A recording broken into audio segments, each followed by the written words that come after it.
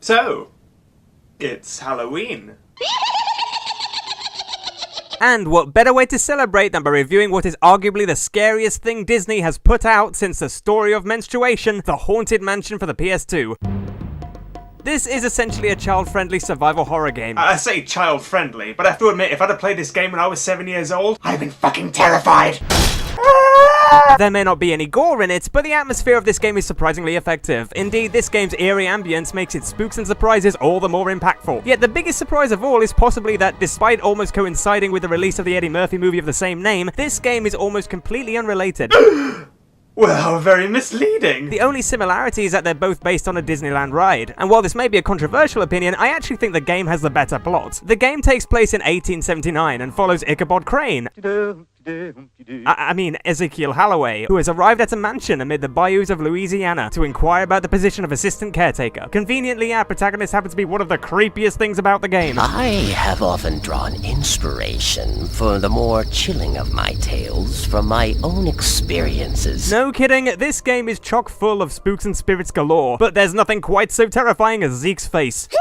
You okay, mate? Yeah? You'll be fine. What could happen? You'll be fine. Voice actor D. Bradley Baker adorns this pale, feeble, and frankly malnourished-looking young man with his most unsettling tones since Carnage in the Spider-Man game. Nice try!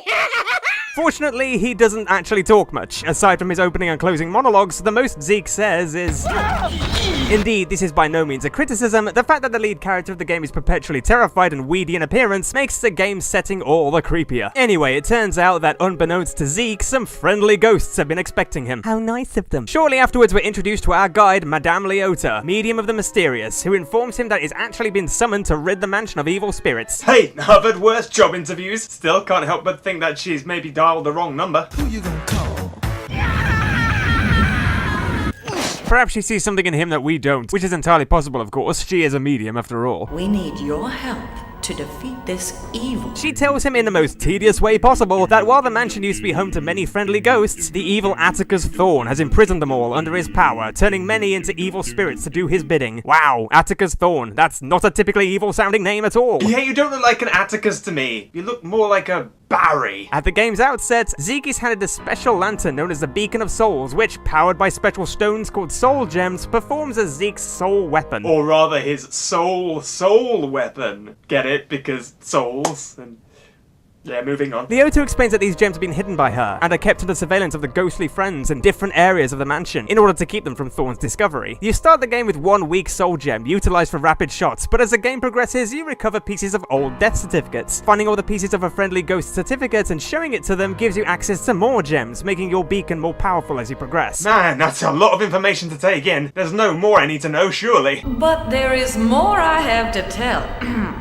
Aw, for the love of crumb cake. Oh, do you have to? I've read the manual, and it didn't take this long. First of all, the graphics aren't too bad, but they look a little pixelated, and sometimes Zeke's feet don't stop shifting when he's meant to be standing still. Looks like the floor wax has been working overtime again. Then again, sometimes he doesn't move at all. Like, literally, not at all. One might say he's scared stiff. The main objective of each room of the mansion is to switch the light on. No, really, it might not sound very taxing, and in the first room it really isn't. You literally just have to walk to the light switch and activate it. The light switch is over there. Thanks, Eagle Eye. I think if our protagonist needs to be told how to turn a light switch on, we're in trouble. But as the game progresses, the rooms become increasingly intriguing, and in the darkness, they're not all they seem. Once the lights are on, and all the lesser spirits have retreated into hiding, having Zeke search the pulsating furnishings will uncover shriveled souls, desperately trying to flee the beacon. It's your job to catch them. Yeah, it's sort of like a Ghostbusters ripoff in that sense. Who you gonna call? Capturing all 999 of these souls is the game's primary objective, and retrieving a set number of souls in each room gradually unlocks new rooms in the mansion, previously barricaded off by Thorn's magic. Decks of cards give you extra lives, while Leota's Mumbo dolls permanently extend your bravery meter. That's right, it's not a health meter, but a bravery meter, which diminishes as soon as you make contact with an enemy. Just like a health meter. Inventive. All joking aside, it's a nice touch that when the lights are switched on, the bravery meter extends. Bottles of bravery tonic replenish your health. I mean, your bravery. Although, is it just me who thinks it looks suspiciously like whiskey? Hey, alcohol's medicinal, right? And with a job this dissatisfying, I'm sure our friend needs a lot of Dutch courage. And look, he's all the happier for it. Ugh, don't ever smile at that again. Once we get to the foyer, things get interesting. Finally. Attempt to climb the staircase and... Instead, these rooms require more thought to progress. In this case, you need to use a painting to access the upper floor. Once you've done it once, though, you cannot return. Ooh. And once the light goes on, the rooms always return to normality, with no supernatural elements whatsoever, save for the emergence of some previously lost friendly ghosts. There's also an oddly conspicuous painting of Thorn in this room, with a strange device attached to it, but we can't activate it just yet. Perhaps we'll find a way later. I'm sure we will, or this conversation was completely pointless. I know a Chekhov's gun when I see one. Once we've progressed so far, it's a good idea to locate a grandfather clock to save. We then unlock the conservatory, which is home to a huge library of books. Activating the instruments one by one makes the books fly to create a path. Led any good books lately? I have to admit at this stage the gameplay is hardly gripping. The jump is awkward and one minor stumble and you have to start over from scratch. But that makes a sense of accomplishment all the more deserving. Well done, Zeke, you made it. And it's all thanks to the books at my local library. Once you make it to the games room, we encounter our first major enemy besides the lesser evil spirits. I wonder what it could be. Called it.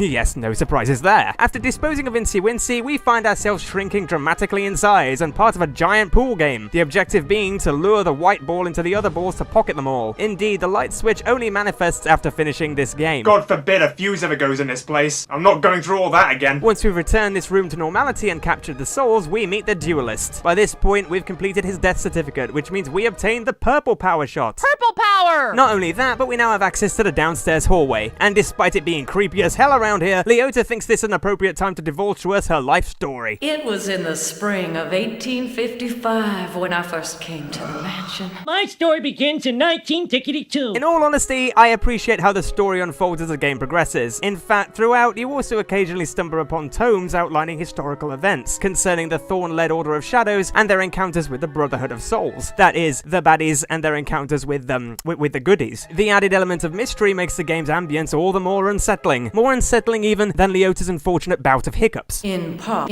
have all but died with the owners of the mansion. Yeah, kinda ruins the illusion, that. Zeke, I don't want it!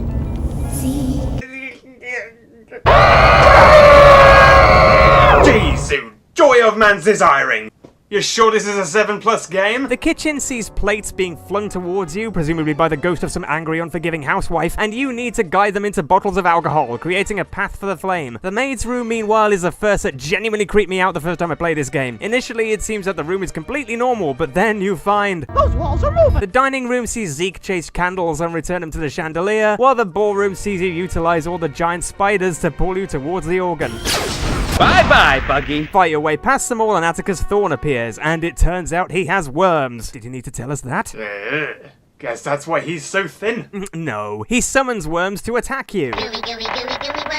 Which actually doesn't sound like much of a threat, to be honest. Defeat him and we access the Winter Garden. This level is annoying as hell, but nonetheless effective. It requires you to rotate each fountain before lighting the torches. Miss one and the fountains will put out the fire.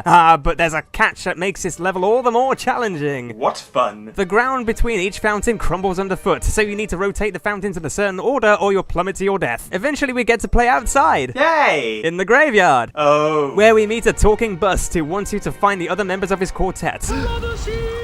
It's your job to walk around the graveyard and touch the busts. But activate a non-singing bust and you'll have to start over. I don't sing. Now seems like a good time to talk about the enemies. Every major enemy is given a dramatic and horror movie style introduction. As you progress in the game, the enemies become far more prolific, especially in the hallways between levels. And in that respect, it makes their creepiness somewhat less impactful. What was once a terrifying obstacle to overcome is now a by-the-numbers annoyance.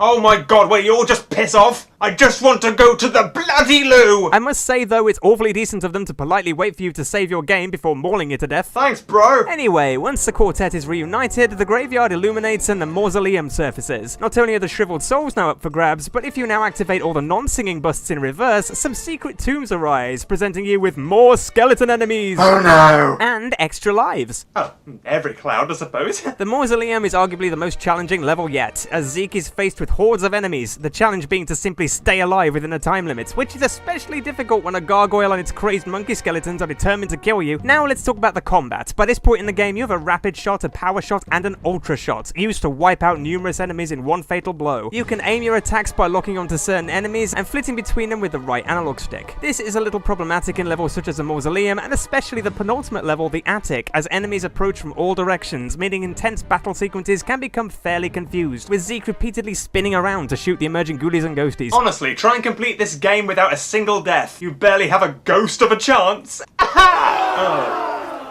You people are never pleased. Make it out alive, and we head to the pantry. Not again. Yep, the gargoyle is now a regular enemy. Surprise. This level sees you use a portal to alternate between two worlds to open a door to find the light switch. But the alternate world is populated by...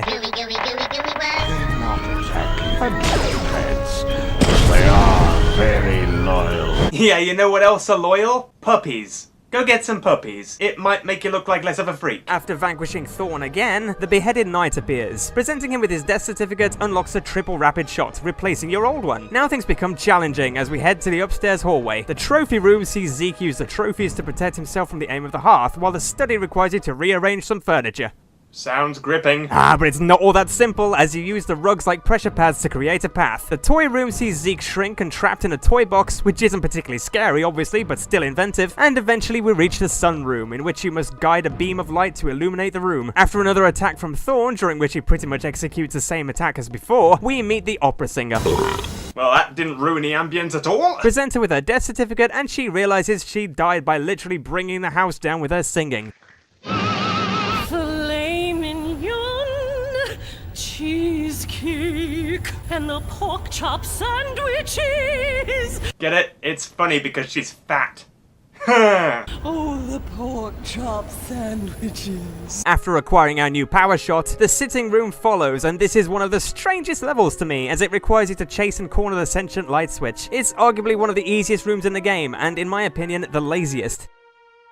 Most annoying level, Museum. As irritating as I find this room, I seriously appreciate it for its creativity. The objective is to cross this chessboard-like floor to reach the light switch, but in order to accomplish this, you need to complete a number of challenges that require you to avoid the gaze of the knights. The first couple of challenges are easy, but as I progress they get harder, with the knights constantly rotating, and it becomes quite a chore to visualize a path. It's frustrating, yes, but a brilliant idea for a level. Quite possibly the creepiest room, however, is the children's room. Within the closet waits much more, but it takes courage to close that door. Nothing's happening. I'm opening and closing the door, but nothing's happening. Maybe if I get inside...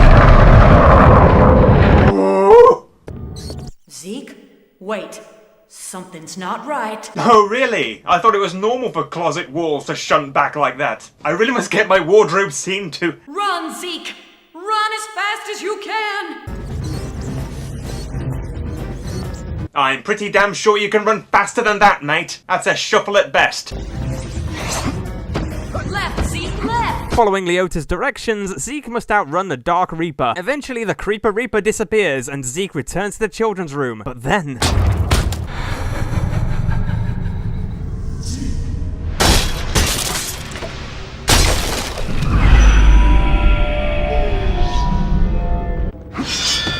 Let me take this moment to remind you all that this is a 7+ game. The 7+ game. I'm shitting myself and I'm 25. After beating the Reaper and collecting the souls, we head to the parlor. Another wonderfully creative level which sees you having to use the rugs to align the room's walls so that you can ascend the staircase to reach the light switch. But it's not so easy, as you know who is determined to stop us. Barry's back again. Perhaps he finally has some new tactics. Oh, who am I kidding? It's exactly the same fight, just a little bit longer. Showing the old lady her death certificate grants you the second and final Ultra Shot, which invokes a lightning cascade that damages foes within its vicinity. This is particularly useful for all the Dark Reapers you'll encounter. Yep, that's another enemy demoted to extra. The final levels are the hardest so far. A jolly good arrangement, that. In the observatory, Zeke ascends a tower and activates a telescope, which bizarrely sees the room completely disassemble. It's up to Zeke to hop across the space debris to the light switch. The gallery, meanwhile, is a thought-provoking puzzle which sees you having to pass all the evil paintings and change them to good ones. But the lack of a staircase means you'll have to enter some paintings, and doing this turns them evil again. The penultimate room is the attic, which we touched on before. It's one of the most challenging levels, but also one of the most uninspired in my opinion. It merely sees hordes of ghoulies and ghosties attack you. Once they're vanquished, you merely have to turn the cranks to raise a chandelier. Who keeps a chandelier in the attic anyway? Once the light is on and a shriveled soul's collected, the pirate appears and hands you a signet ring. Ah, I bet that's for the device that's in the foyer. Belonged to a member of that Order of Shadows, it did. Yes, that's definitely for the device in the foyer. The markings on this ring seem familiar. It's for the device in the foyer. The foyer? That's it? Gee, never would have guessed that. Once we make it to the stretching room, we find another door leading to the Vault of Shadows, where Atticus Thorn awaits our arrival. It's just death, death, and more death. Cheerful chap, eh? But he's a barrel of laughs at Butlins. Barrel of Laughs Barry then takes the soul gems from the beacon and... My feast has just begun. What? When did this happen? Yes, Thorn turns into a great big worm creature. Groovy. With tentacles, and who breathes fire and roars like a lion. Saw it coming. Quick thinking Zeke then crams Leota into the beacon. Because... Somehow this makes the beacon exceedingly powerful, allowing Zeke to fire continuous green rapid shots. Yes, this is actually far more powerful than all of the soul gems combined, apparently. One wonders why he never thought of doing this before. It would have made a good 3/4 of the game a hell of a lot easier. Anyway, in one of the most bizarrely overblown endings to a Disney game ever, the tentacled fire-breathing thorn worm drags him down beneath the mansion for one final fight amid a sea of lava. The conclusion to the game is interesting, as it can be seen as ambiguous. Zeke eradicates Thorn and the worm infestation and manages to free the souls, but then he also claims to have stayed on as caretaker at the mansion, which leads me to question whether he actually died and became a ghost himself. Bit morbid for a Disney game. Thought-provoking stuff. Depending on your difficulty setting, you're then rewarded with a number of cheat codes. Completing the game in Nightmare mode grants you access to all three: invulnerability, the ability to upgrade your beacon on the spot, and a level select. Parenthetically, there's also a hidden cheat that turns Zeke into a skeleton. Ooh. You know, as if it wasn't looking malnourished enough already. My. This is one of the most underrated Disney games I've ever played. It's not perfect, the controls and general gameplay could be better. Zeke's movements can be incredibly clumsy, and the combat is decent at best. But where this game truly shines is in its unbridled creativity. Each and every room is unique and home to all sorts of interesting enemies, the only downside being that their repetitiveness eventually becomes exhausting. Ultimately, however, this is a scarily good game. A real beacon of light amid the Disney game darkness.